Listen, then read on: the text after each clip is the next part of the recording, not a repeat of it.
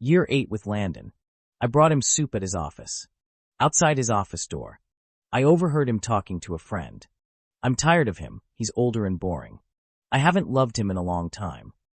But we've been together for so many years. I just don't know how to break up with him without making it ugly. 01.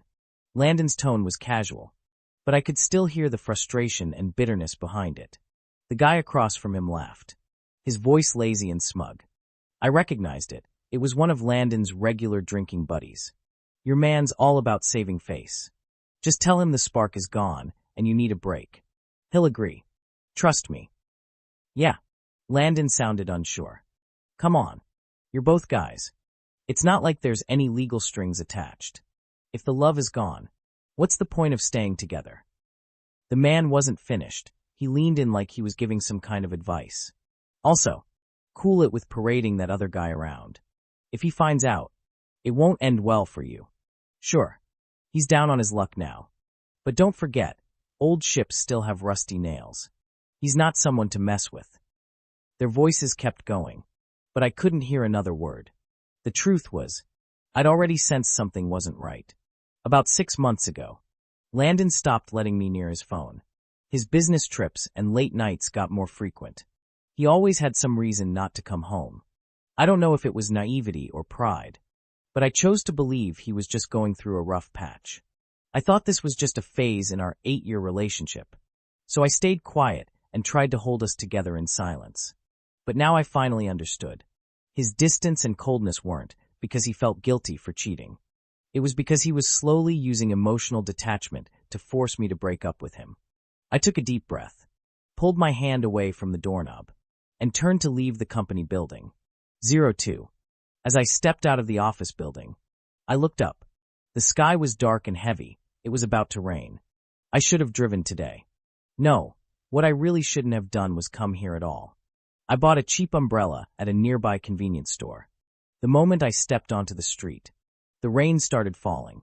Cold, fine, and relentless, typical late autumn rain that cuts straight through your clothes.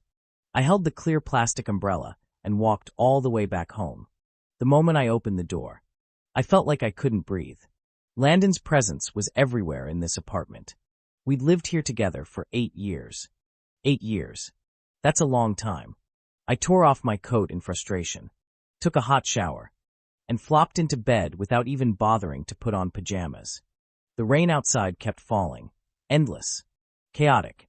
It made my head pound. I yanked the blanket over my head, trying to drown it out. Memories from the past 8 years started flashing through my mind. But what echoed the loudest was the conversation I'd just overheard. He's older. Boring. I haven't loved him in a long time.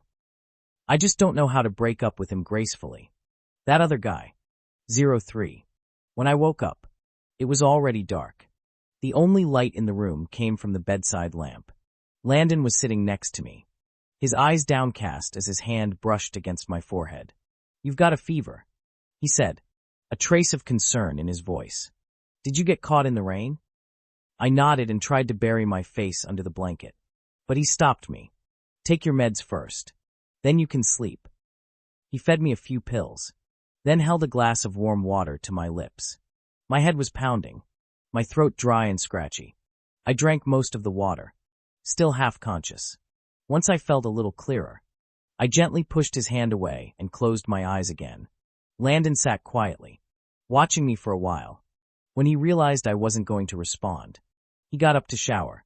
Afterwards, he came back and slipped into bed beside me. He wrapped himself around me from behind, pressing his cheek against my back. In a soft voice, he asked, "Did you go to my office today?" I didn't respond, but he continued anyway, a rare flicker of guilt in his voice. "You didn't come in. Did you hear something?" I shook my head. I didn't want to interrupt your work. I left the soup at the front desk. Did you drink it? Hearing that, he exhaled a quiet breath of relief. Yeah, I did, he said, flipping me over to face him. He nuzzled into the crook of my neck, voice light and playful. Your soup is the best. Make it again next time. Yeah. I opened my sore eyes and looked out the window.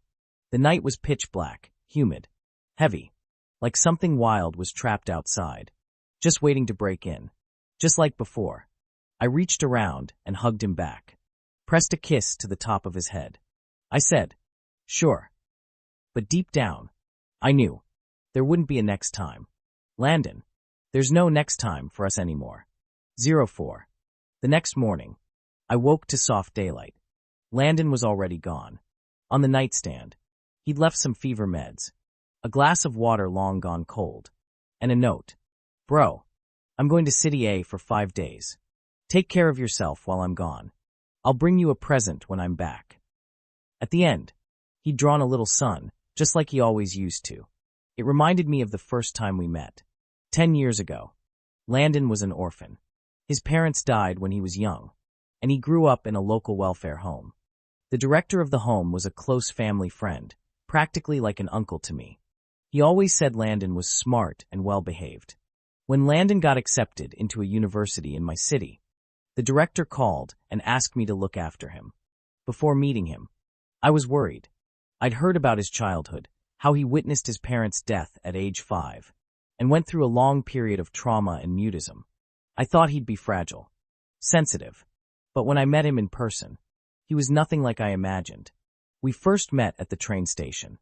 He was 18, full of life, carrying 2 huge bags, wearing a faded t-shirt, short, soft black hair, a clean, handsome face, and those bright, charming eyes that curved like a crescent moon when he smiled.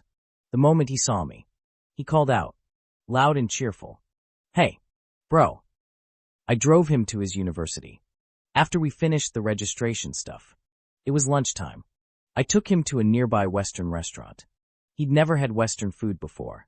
He fumbled with the knife and fork, clearly a bit awkward, but his eyes sparkled with excitement at the new experience. I laughed and taught him how to eat properly. Step by step, he learned fast, movements clean and proper. After we finished eating, he looked at me with those bright eyes, like a puppy who just ate its fill and wanted to be petted. I couldn't resist. I ruffled his hair. Later, I kept thinking, if only we hadn't had that dinner. No beginning means no end. Holding his note, I opened my phone and saw a social media post from someone I didn't know. Even with his packed schedule, he still made time to take me to the City A exhibition.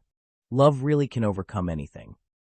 The photo showed 2 hands, fingers tightly intertwined. One hand stood out, slender fingers, clean nails, pale skin with faint blue veins beneath. I knew that hand too well. That hand had fed me medicine, brought me flowers, and gripped the back of my neck on countless nights, pulling me into desperate, breathless kisses. The only thing that had changed was the pale ring mark on his finger. The mark left by the ring he used to wear. Our ring. He'd taken it off. He left me sick in bed, and chose to be by someone else's side. 05. My forehead was burning hot, my mind groggy and heavy. The moment I closed my eyes, all I could see were flashes of Landon, unclear whether they were dreams or memories from before. Before Landon and I got together, he was always cheerful, confident, and bright in front of me. But only after we started dating did I realize the insecurity and hesitation hidden behind that radiant smile. He never refused any of my gifts, but I could always catch a subtle look of discomfort whenever he accepted them. I realized something was off the night before Valentine's Day. That evening, he rejected my invitation again, saying he was busy. But really, how busy could college courses be? Suspicious. I called his advisor and got a copy of his schedule. His classes weren't packed. Busy? Sure, but definitely not that busy. Back then, my feelings for him hadn't run too deep. I was composed about the relationship. I sent him a message, something like, "If you're not into this, we can split up. We can still be friends." After sending the text, I left my phone on the nightstand and went to bed on time. The next morning, as I opened my front door on my way to work, I saw Landon sitting there. He was hugging his arms, crouched at my doorstep. At the sound of the door opening, he immediately looked up, dark circles under his eyes, and the tips of his ears red from the cold. I froze. "What are you doing here? You said you wanted to break up, and you wouldn't answer my calls." His voice was dry and hoarse, but his eyes were bloodshot. The moment he spoke, tears started welling up. I quickly pulled him inside. His whole body was ice cold, his face pale and completely devoid of warmth. "You idiot," I muttered. He didn't respond. Instead, he rested his head on my shoulder, his voice breaking as he pleaded. "I don't want to break up. Please don't break up with me." "If you don't want to break up, but also don't want to see me, then what do you want?" I asked helplessly. "I do want to see you," he whispered, then bit gently into my neck like a sulking kid, grinding his teeth softly against my skin. "You have no idea how much I missed you." "Then what the hell have you been doing these days?" I couldn't help but wrap my arm around his waist and ask. "I've been working part-time. I was saving up for your birthday present." His voice was muffled. He lifted his head from my shoulder, looked into my eyes, then pulled a small box out of his pocket, a finely crafted tie clip resting inside. "All this time, this is what you've been doing?" I instinctively reached out to touch his frozen face, gently brushing away the tears at the corner of his eyes. "I know this doesn't mean much to you, but it's all I could afford." He tilted his head slightly, his wet eyelashes brushing against my palm, itchy and tingling, like he was scratching at my heart. I pulled him into a hug, kissed him, comforted him softly. "Idiot." That word, idiot, crossed the years and echoed in my ears once more. I opened my eyes and stared up at the crystal chandelier above the bed, and laughed quietly to myself. So who was the idiot? It was me. 06. I lay dazed in bed the entire day, until my phone buzzed and woke me up. When I checked, the screen was full of messages from Landon, reminders to take my medicine. I couldn't be bothered to read them all, just scrolled to the bottom. That's when I noticed a different message. From someone else. Just a few words. "I'm back in the country. Let's meet." I stared at it for a while, then replied, "When?" He never used to check his phone often, so I expected a delay. But not even 2 seconds later, his reply came. "Tomorrow at 6. Same place as always." I put the phone down and looked out the window. After 3 straight days of rain, the skies had finally cleared. A rainbow stretched across the horizon, and for the first time in days, I felt a flicker of joy at the thought of reuniting with an old friend. Grayson was my childhood best friend. We grew up in the same compound, came from similar families, shared similar personalities. Of all the kids our age, we were the closest, inseparable. After graduation, I followed my family's path into politics, while Grayson struck out into business. I never really understood his decision, but I respected it. Our bond lasted until I turned 28. That year, my family discovered my relationship with Grayson. In order to stay with him, I gave up my political career without hesitation. But the person who got the angriest wasn't my parents, it was Grayson. He'd always been the calm, composed type. But that day, his eyes were red with fury. Disbelief etched all over his face. "You're throwing away your family's support and a promising career. For that kid? Are you out of your mind?" I still remember how I responded. "Landon is worth it." Grayson had stormed off after that, slamming the door behind him with one final line. "I'll be waiting for your regret." I thought he'd cool off after a few weeks. But instead, he left the country to expand his business overseas and didn't return for 8 whole years. During those years, I tried contacting him multiple times, but he only ever replied with 4 words. Cold as ice. "Do you regret it?" And every time I'd reply, "No." After that, no matter what I sent, he never answered again. It was both infuriating and ridiculous. 07. Suddenly, I felt more awake. I dragged myself out of bed and into the shower. On the way past the mirror, I caught my reflection, pale, hollow-eyed, scruffy. I looked absolutely defeated. If Grayson saw me like this, he'd definitely mock me. I had made such a bold choice all those years ago, and this is what it led to? I hesitated for a bit, then called my private doctor to come over and give me an 4 drip. No way I was going to show up sick when I met Grayson. That'd be too pathetic.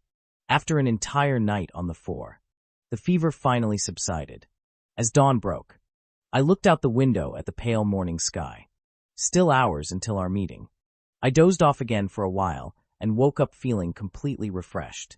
After a shower and a clean shave, I slipped into a well-tailored suit and headed out. Funny thing, the same place Grayson mentioned was the exact restaurant where I had first taken Landon out to dinner. The university Landon got into was the same one Grayson and I had graduated from. Technically, we were his seniors, though from many years ahead. If it hadn't been for the orphanage director's request. My first meeting with Landon would likely have been at a school celebration event for distinguished alumni. In fact, that's how Grayson met Landon for the first time, at that event. It was the first year I knew Landon. After my speech on stage with Grayson, I brought him along to meet Landon.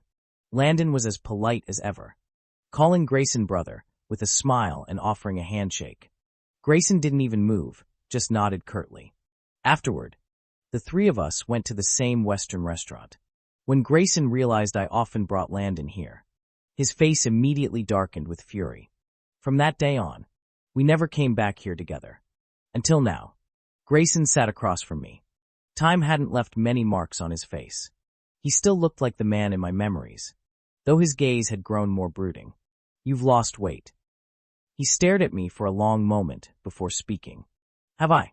I gave a light chuckle to hide my nerves. Been trying to slim down. You're already too thin. No need to go further.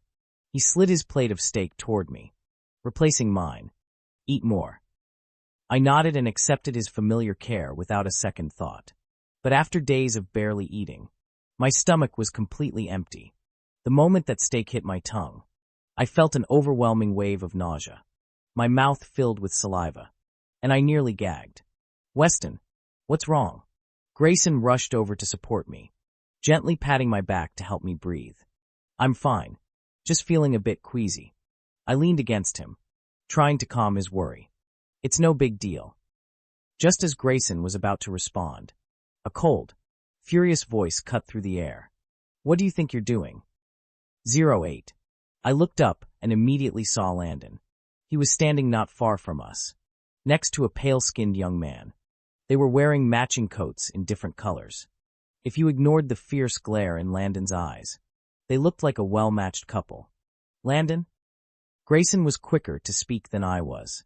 He gave Landon a once-over, then looked at the guy beside him and chuckled. You're holding my man. What do you think you're doing? Landon was no longer the poor kid who used to hide behind a mask. He had wealth and status now. Even in the face of Grayson's openly mocking gaze, he didn't back down. So you do know your boyfriend's mine? Grayson tightened the arm he had around my shoulder, raising an eyebrow with a smirk as he looked at the guy beside Landon. And who's this? Wearing couple outfits and everything. Don't tell me he's just your assistant. You, Landon tried to retort, but Grayson cut him off again. You didn't take care of Weston when he was sick, and now you're sneaking out for a date with your lover? Landon, could you be any more disgusting? Landon's face turned pale instantly. He looked at me, almost reflexively. Bro, I didn't. He'd never been good at lying. His voice trembled as he spoke, eyes locked on mine, yet when I really looked at him, he avoided my gaze. Stop it. It's embarrassing. I could feel the stares from people around us. It made me uncomfortable. I tugged at Grayson, who still looked like he had more to say. He gave a cold snort and turned his head away.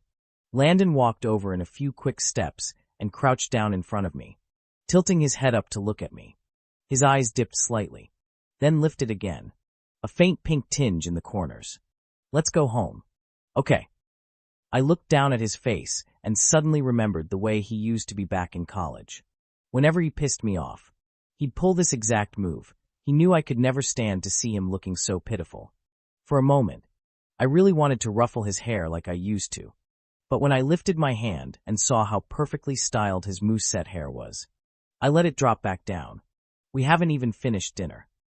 He glanced at the barely touched steak on the table and forced a smile. Will you come home after you're done eating? It's your birthday today, right? I said, glancing at the boy standing behind him. Go out and have fun with your friends. Come home early. I've got a present for you. The guy's face turned pale, obviously embarrassed, but he stayed silent and still. Bro, it's not what you think. Please, let me explain. Be good. I was tired of the drama. My tone cooled as I looked down at him. He went quiet for a moment, then finally softened and said, "Okay, I'll wait for you at home." 09. After Landon left with the guy, Grayson stared at the now cold steak and muttered, "What a buzzkill." I nodded in agreement and said, "Do you remember the Wontons stand outside the old courtyard? I'm craving some crab roe mini wontons." Grayson thought for a moment and laughed. "Young master, that old man's like a phantom. I don't think I can track him down." I pulled on his ear. "I'm heartbroken. I just want some damn wontons. You can't find him?" He looked at me for a long moment. Then his expression softened. His eyes were full of helpless indulgence, with a kind of warmth that felt a little too tender under the restaurant's dim and cozy lighting. "I can't say no to you." Feeling a bit awkward under that gaze, I grabbed my coat and headed for the door. "Let's go. Come on. Let's find me some wontons." We got lucky. When we reached the old courtyard, the old man was just setting up his stall. The sky was darkening. Streetlights glowed yellow. And just like years ago, the old man had parked his modified tricycle under the massive sycamore tree, slowly folding wontons by himself. The scene was both familiar and strange. Back in high school, after evening study sessions, Grayson and I used to walk home messing around, always passing by this little stand. The old man had been selling wontons there for years and watched us grow from scrappy little boys into 6-foot-something men. He liked us a lot and always saved 2 special portions of crab roe wontons just for us, extra fillings. No extra charge. Even after I started working, Grayson and I would still swing by after hours, chatting and eating late-night snacks with him. All those memories stopped in the second year I started living with Landon. Grayson went abroad, and we never came back to this place. "You two are." The old man squinted at us for a while before recognition lit his face. "You little punks. Been years since I've seen you." His voice was strong and clear, and he had none of that customer is king attitude. "Work's been crazy." Grayson chuckled. "Too busy to visit this old man." "Huh?" He grumbled loudly, but his hands were quick, tossing the freshly wrapped wontons into the pot. "Still the crab roe mini wontons?" "Yeah." We both nodded and found 2 small plastic stools to sit on. It was a chilly late autumn night. The wind cut through the air, and I rubbed my hands together to stay warm. Grayson glanced at me, then took off his coat and draped it over my shoulders. "You'll freeze." His words made me pause. I looked toward the courtyard gate and murmured, "It's been a long time since I've been home." 10. It was in our second year together when my mom found out something was off between Landon and me. She threw me a grand birthday banquet and, behind my back, sent him an invitation. I still remember how 20-year-old Landon looked when he walked into that room, saw me in a tuxedo standing beside the champagne tower, and hesitated at the door. My mom approached him with a warm smile and a cold gaze. She used the most elegant language to remind him how unworthy he was of me. I watched the light drain from his eyes, watched him fight back tears with a stiff back and clenched jaw. And then, after my mom whispered something in his ear, he gave me a look full of devastation and turned away, storming out of the hall. He turned so sharply that his tears flew out, one drop landing on the back of my hand. It burned like fire. "Landon." I moved to chase after him, but my mom grabbed my arm. "Are you really going to run after a man in front of everyone? What about our family's reputation? Your career?" My mother had always been the gentle type. That was the only time she ever used such a sharp tone on me, forcing me to make a choice. I looked around at the staring guests and finally gave in. "I'll cut ties with him," I said to her, "but you had no right to humiliate him like that." She gave a light laugh. "Anyone who tries to ruin my son deserves to be humiliated." We did cut contact after that, but 2 months later, I got a call from Landon. He was at the airport, voice trembling, asking if I'd see him one last time. I hesitated, regretted, and made the hardest decision of my life during those 2 hours. In the end, I stopped playing for him. It was such a scandal that the whole city heard about it. At 28, I gave everything up and stayed with Landon. 11. Grayson sat across from me, his voice laced with sarcasm. "You were such a legend, abusing your position like that. If your grandfather hadn't shut it down overnight, It would have made headlines. I leaned back and laughed. I guess I was still young and reckless back then. Everyone knew, he said, putting down his spoon. Through the steam rising from the wontons, he looked straight at me and asked the same question again. Do you regret it? I gave him a calm smile. What's there to regret? I loved him then. I gave up everything to be with him. I was paying the price for my love, not for Landon. Grayson said nothing in return. He just quietly murmured. It's a shame that kind of love was wasted on him. 12. That night, we talked for hours and had a few drinks. By the time I got home with Grayson's help, it was already past midnight. The moment I turned on the lights, I saw Landon sitting on the couch. He had bought a cake, prepared a candlelight dinner, and scattered red roses all over the floor. But he'd waited too long. The cake had collapsed. The candles had burned out, and the roses had lost their charm. And the boy surrounded by all those fading roses, the one I'd loved for 8 years, had silently decayed with time. He looked up when he heard us enter. His face, beautiful yet dark, was hard to read. Weston. He finally called my name after a long silence. He stood up and walked over. His eyes locked on Grayson's arm still around my waist. That look, cold and stormy, felt like something that had crawled out of the underworld. Did you two have fun? Grayson heard the accusing tone and was ready to charge. But I held him back. Landon's gaze fell on my hand, the one stopping Grayson. His lips curled into a strange little smile, smug. Maybe. Like he'd won something. You should head home, I said to Grayson, straightening up. There's something I need to clear up with him. Be careful. Grayson gave Landon a glance, his voice calm but laced with warning. I'm worried he might lose control. He won't. Just go. It's freezing out. I smiled and gently pushed Grayson out the door. But just as I was about to shut it, Landon pulled me into his arms and pinned me against the door. Why are you hanging out with him again?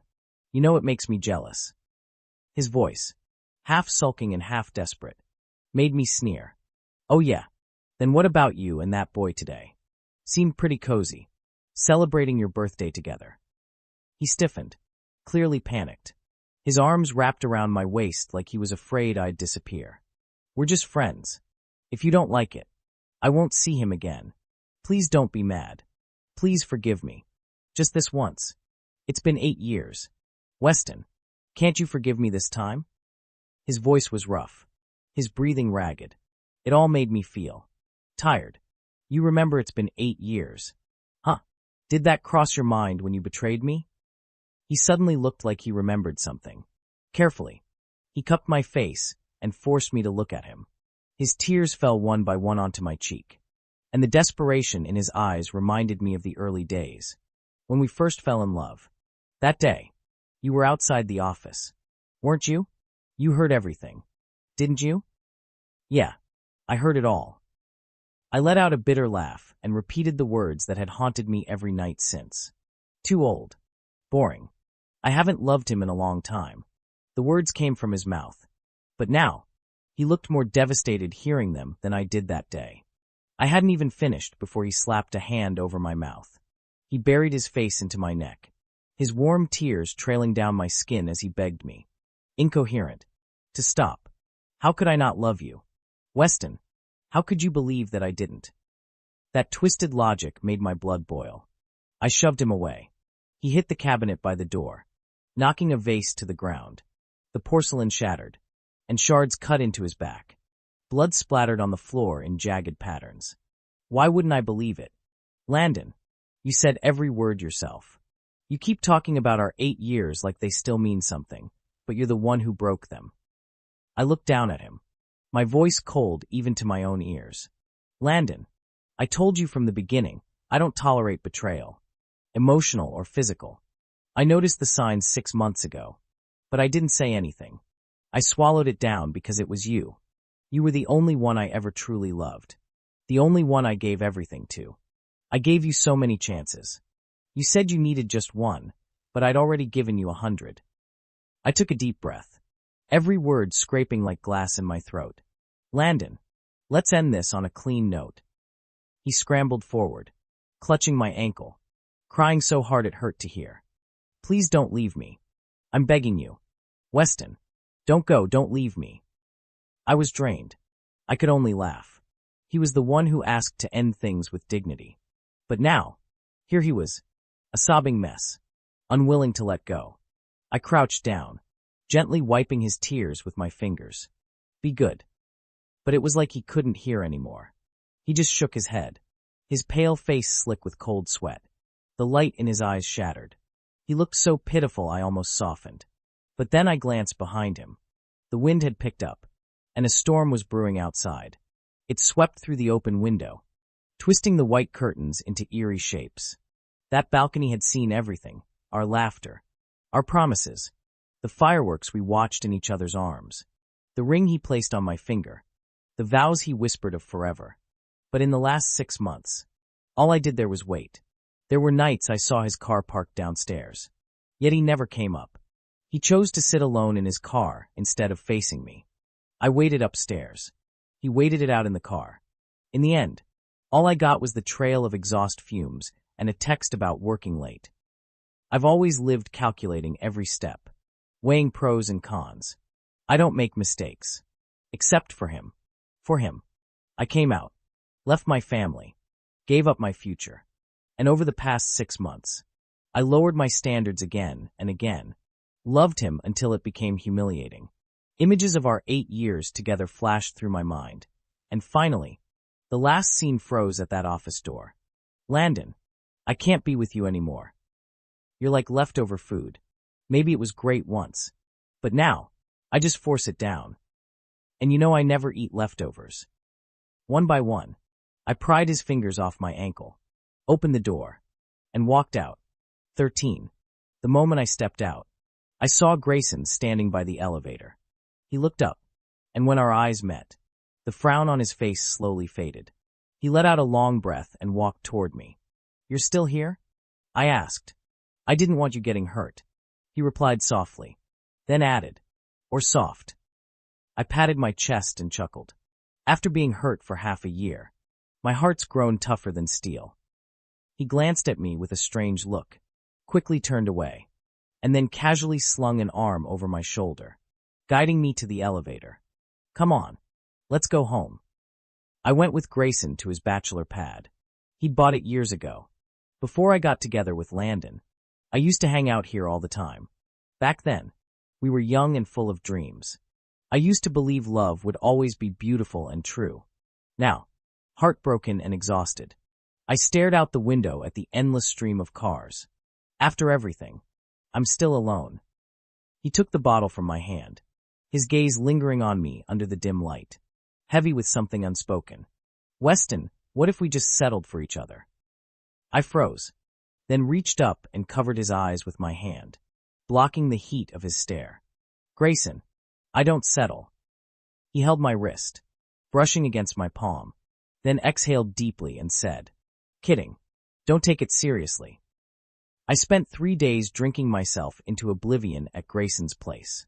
He went to work by day and cleaned up the wreckage by night, grumbling the entire time. It's just a breakup. Is this really necessary? On the third night, he stood with a broom in one hand and his other hand on his hip, looking at me like I'd failed every life decision. What? Are you mad I drank half your liquor stash? I staggered up, leaning on him for balance. Remember when you broke that priceless bottle your grandpa kept? Who took the fall for that? Yeah, drink yourself silly then. He grumbled, but still snatched away my half-empty bottle and hid it somewhere I couldn't reach. Grayson, I'm only letting myself grieve for 3 days. I held up 3 fingers and waved them in front of his face. He sighed, gently wrapping his hand around mine, voice low and laced with something I couldn't quite place. 3 days. No more. 14. On the 4th morning, Grayson dragged me out of bed early. Come on. Let's get breakfast. Still groggy, I washed my hair and took a shower under his supervision, standing in the bathroom with wet hair. Shaving. He complained I was too slow. When he came in to hurry me up, he saw the water dripping down my hair. You didn't even towel off first? What are you? A prince. You're going to catch a cold. He scolded while tossing a towel over my head. rubbing it roughly. I closed my eyes and let him do it. After all, he had taken me in for 3 days and shared his impressive liquor cabinet. When I finished getting ready, I threw on one of Grayson's oversized coats and stepped out with him. The late autumn morning air was freezing, and I shivered the moment I stepped outside. I told you to wear a scarf, and you didn't. Cold now, aren't you? Grayson gave me a look, then took off his own scarf and wrapped it around my neck. Bro. A familiar male voice cut through the quiet morning, clear and raw. It was raspy and hoarse, like a blade dulled by pain. There was none of the charm or warmth it once held. Grayson and I turned to look. Amid the fog, Landon stood not far away, staring at us with bloodshot eyes. He was gaunt, so thin he looked like a walking corpse. His body swayed, like the slightest breeze might knock him apart. You two, you're living together? He looked at me, unwilling to believe it. His eyes, under trembling lashes, were empty, lifeless. I rubbed my brow. Landon, I thought I made myself clear. Hearing that, he lowered his gaze, and tears rolled down his pale cheeks. Bro, I messed up. Can't you forgive me? You once said everyone makes mistakes. Please, I promise I'll treat you better. I never wanted to break up. I just said that stuff. I didn't mean it. His voice was barely a whisper, choked with emotion. How could I ever bear to lose you? Hearing his trembling explanation made it hard to breathe. My chest ached so badly it bent me slightly forward. Yes, people make mistakes, but I'm not obligated to forgive them. Don't show up in front of me again.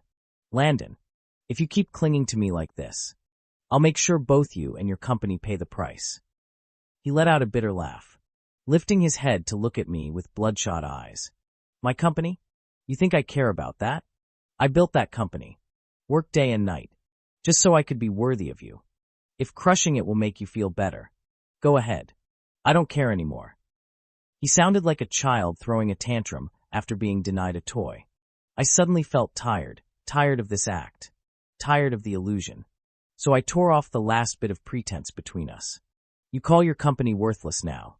But wasn't that the whole reason you approached me? You already knew about my orientation, didn't you? You put on that sunshine boy act to get close, testing boundaries, feeding ambiguous moments in front of my parents. What were you thinking back then? That they'd give you money and send you abroad? That when you came back, I'd help your career out of lingering affection? Nice plan. Really. You just didn't expect me to stop a plane for you. I paused. I always said our relationship soured 6 months ago, but we both know your love was never pure. I'm 7 years older than you. I grew up in a world of fame and power. I'm far more perceptive than you think. I saw through your games, your manipulation, your motives. I knew you were second-rate, but I loved you anyway. I closed my eyes and walked willingly into your trap. That's who I am. When I loved you, I stayed even when it made me sick. But now that I don't, no matter how pitiful you act, I won't come back. Even if you die in front of me now, I wouldn't spare you a glance. Let go. Don't make me hate you. He looked like he wanted to laugh, but all he managed was a broken twitch of the lips. I thought you'd never stop indulging me. Turns out, your limits were always there, just waiting for me to cross. I had no desire to hear anything more. I grabbed Grayson and walked away. 15. After a while, Grayson couldn't help but mutter, I thought you were just a fool, but it turns out you're completely love-brained. I couldn't argue. Instead, I looked ahead at a steaming street vendor and said, the first 25 years of my life were perfect. A loving family, material comfort, smooth sailing in school and career. My life had no cracks, except for love. And you picked Landon to fill that hole? Grayson scoffed. Landon was complicated, ambitious, yet insecure. Every time he got close to me, it was calculated. But his tricks were too obvious. I saw through them from the start. At first, I treated it like a show. As I spoke his name, memories swept over me again.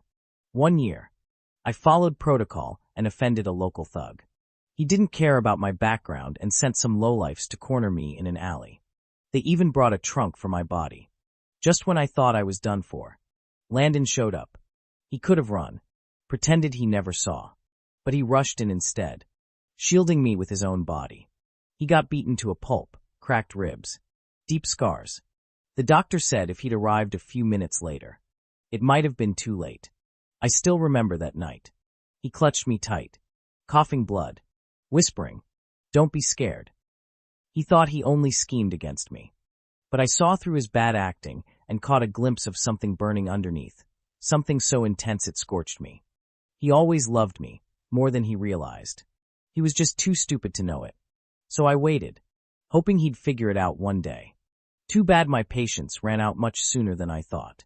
In the end, I was the one who let go first. I found myself lost, unable to judge who was truly at fault. I turned to Grayson in confusion. "Do you think maybe I'm the one who was heartless?"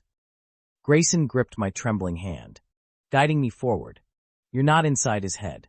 You can't be expected to believe in love while drowning in betrayal and calculation. You're human, not a saint. He broke your heart. He never knew how to love. The one who was heartless, it was never you." 16. Beijing is a massive city. After that morning, I never saw Landon again. He disappeared from my life without a sound. We met again 3 years later. In those 3 years, I apologized to my parents and returned home. I started a new career. I'd always had talent in the arts, oil painting and sculpture. Especially, after a period of studying abroad, I held my first art exhibition. It was at that gallery that I saw Landon again. He was much thinner than before. The tailored suit on his frame looked loose and hollow. He walked through the crowd toward me, acting like an old acquaintance. He forced a smile and congratulated me. I nodded politely, glanced at his tired face, and replied with a casual thanks. Maybe I was too distant. Whatever glimmer was left in his eyes faded completely. He lowered his head, shoulders hunched, and left as if escaping. "Goodbye, Landon," I murmured under my breath. Side story. I had a dream, a ridiculous dream. I dreamed that I didn't love Weston anymore, that I even betrayed him. Funny, how could I not love him? I lost my parents when I was young, and the only person who cared for me was the orphanage director. Through his recommendation, I met Weston. He was almost perfect, mature and steady, with the best family background and looks anyone could ask for. At first, I only saw him as a mentor, a good friend, or rather, a benefactor. But later, I discovered his orientation. His career path meant he had to keep it hidden. He had never dated anyone. A man at 25, surely. Even if he wasn't longing for love, he must have other needs. So I started to get close to him. I used clumsy methods to tempt him. He took the bait. But unfortunately, he bit too hard. I couldn't let him go. Weston was the love-struck heir of a wealthy family. We were together for many years, 8 years. To be exact, he was outstanding outside, and even gave up a promising career with his family's support. But he soon found a new direction, something artistic, which I didn't understand much of. But I'd seen his works, oil paintings, ceramics, sculptures, all remarkable. At home, he was good too, mostly tolerant of my bad habits, though often criticizing me. When did I start to feel tired? It seemed to be the 8th year we were together. I was 28 then. I had money, power, and youth, with countless admirers chasing after me. But at home, I was still that boy dominated by him. He'd seen all my insecurities and vulnerabilities, my struggles during my startup, my breakdowns after failures, those ugly emotions I never showed anyone else. Everyone else might look up to me, but never him. He was born proud, always holding the upper hand. Whenever I saw his phoenix-like eyes, so much like his mother's, I remembered that birthday humiliation from her. My son's lover can be a man or a woman, but it can't be you. We've seen too many people like you. Delusional, clinging to power. I stopped looking him in the eyes, and then I stopped wanting to go home at all. I told myself, it was all exploitation. His value was drained. Why stay with him? His petty tantrums, I've endured them for 8 years, and I'm done. I kept a young lover on the side, bringing him to various banquets, even to the company. Weston himself was always calm and indifferent. The most intense his emotions got was that year when he pulled me off the plane. His eyes red, I suddenly wondered if he would ever break down facing betrayal, if he'd ever cry in despair. But he was terrifyingly oblivious. He hadn't realized anything in 6 months. Or maybe he just didn't want to notice. He didn't care about my betrayal. That's just who he is, always aloof. Above it all, detached from the pain and joy of the world. Weston fell ill. Suddenly, this game felt meaningless to me. Life may be dull, but it had to go on. I was tired of all the chaos and drama. Nothing mattered as much as the hot soup Weston made for me. But Weston didn't want me anymore. It was sudden, resolute. He exposed me. Spoke of our 8 years as if it were all schemes and calculations. How could it be all calculation? I made him breakfast every day. Woke him up. Kissed him repeatedly. Comforted him again and again. He still wore the ring I bought with my first pot of gold. Yet he said he didn't love me anymore. When he said those words, he was calm. But I saw the redness at the corners of his eyes. I had made him sad again. But I never stopped loving him. I just hid where he couldn't see and kept loving him. The second year after we broke up, he reconciled with his family. He moved back to the compound. On New Year's Eve, I secretly went to see him. That day, snow was falling heavily, and the lights were dim. He wore a knee-length down jacket, dark with a big fur collar, a scarf, and earmuffs. He was walking in the snow with Grayson. They were arm in arm, laughing happily. Maybe because of the slippery snow, he fell and refused to get up. Grayson crouched down helplessly, carried him on his back, and walked steadily forward. My heart twisted painfully. This peaceful time should have been mine. I had no parents and no close friends. The only one who ever exchanged true feelings with me was him. He once held me gently and comforted me. I had a home, but I destroyed it with my own hands. I bent over in pain, clutching my chest, knees buckling, almost collapsing into the snow. Staggering, I returned to our home, empty except for a piece of clothing left on the sofa in the middle of the living room. I walked over and hugged the shirt, which still seemed to carry Weston's scent. Bro, I miss you so much.